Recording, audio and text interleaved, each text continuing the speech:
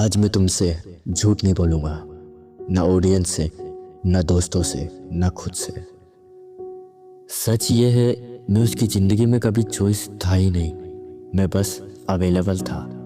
पहले मुझे लगता था प्यार एफर्ट से जीता जाता है। अगर मैं ज़्यादा केयर करूँगा, ज़्यादा समझूंगा, ज़्यादा रुकूंगा तो एक दिन वो समझेगी। पर प्यार कंपटीशन नहीं होता और ना ही इंटरव्यू।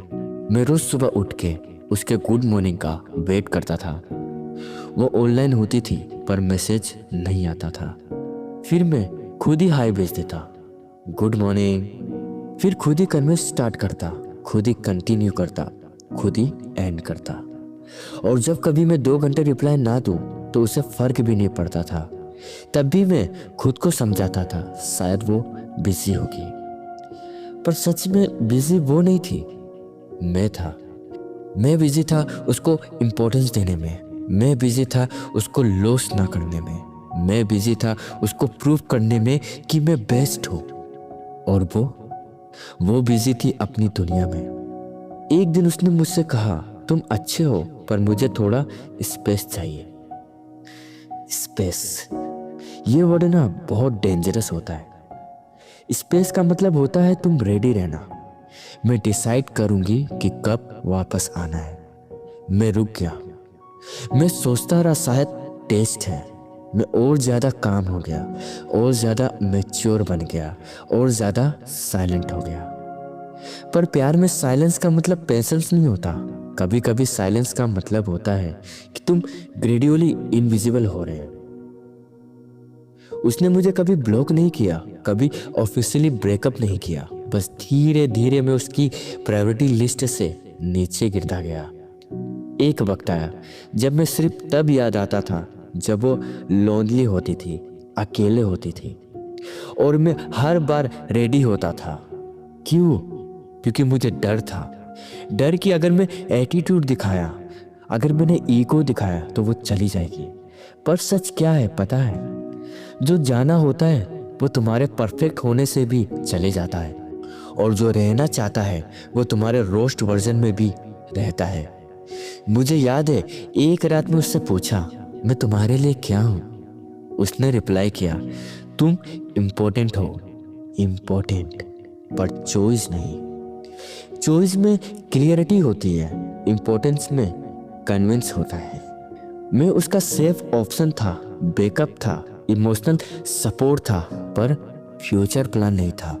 और सबसे बड़ी बात, मैं खुद को उसके लिए कॉम्प्रोमाइज करता रहा। मैं अपने फ्रेंड्स से दूर हो गया। मैं अपने हॉबीज छोड़ दी, अपना सेल्फ रिस्पेक्ट एडजस्ट किया, ईगो को साइड में रखा, सिर्फ इसलिए कि कहीं वो चली ना जाए। पर एक दिन मुझे रियलाइज हुआ, मैं उससे लॉस करने से ज्यादा खुद को लॉस कर रहा हूँ। और जब तुम खुद को खो देते हो ना, तो प्यार भी बच नहीं पाता। मैं उस दिन पहली बार मैसेज नहीं भेजा, ना गुड मॉर्निंग ना गुड नाइट। और गेस व्हाट, वो दिन उसने भी मैसेज नहीं किया। फिर अगला दिन, फिर अगला। और मुझे समझ आ गया, मुझे रियलाइज हो गया, मैं एफर्ट था, इमोशन नहीं। मुझे उसने कभी छोड़ा नहीं, उसने बस कभी पकड़ा ही नहीं। और मैं इतने टाइम तक एक ऐसी जगह खड़ा था जहां मुझे कभी खड़ा होना ही नहीं चाहिए था। सबसे पेनफुल चीज ब्रेकअप नहीं होती, सबसे पेनफुल चीज होती है ये रियलाइज करना कि तुम कभी फर्स्ट प्लेस पर थे ही नहीं। मैं ऑप्शन था, चॉइस नहीं। और आज डायरी में लिखते हुए मैं उससे ब्लेम नहीं कर रहा। वो गलत नहीं थी, बस ऑनेस्ट नहीं थी। और मैं ऑनेस्ट था पर खुद के साथ नहीं। अगर तुम ये सुन रहे हो, अगर तुम भी किसी के लिए सिर्फ ऑप्शन हो, तो प्लीज सुनो। तुम्हें चेस करना बंद करना होगा, तुम्हें वेट करना बंद करना होगा, तुम्हें प्रूफ करना बंद करना होगा। क्योंकि जिस इंसान को कन्विंस करना पड़ रहा है कि तुम वर्थ हो, वो ऑलरेडी तुम्हें चूज नहीं कर रहा।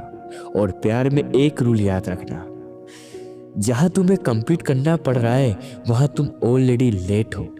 मैं आज भी उसे याद करता हूँ, मैं आज भी कभी कभी वीक पढ़ता हूँ, पर अब मैं मैसेज नहीं भेजता, अब मैं खुद को चूज करता हूँ। और बिलीव करो, सेल्फ रिस्पेक्ट का जो सुकून होता है ना, वो किसी के आई मिस यू से ज़्यादा पावरफुल होता है।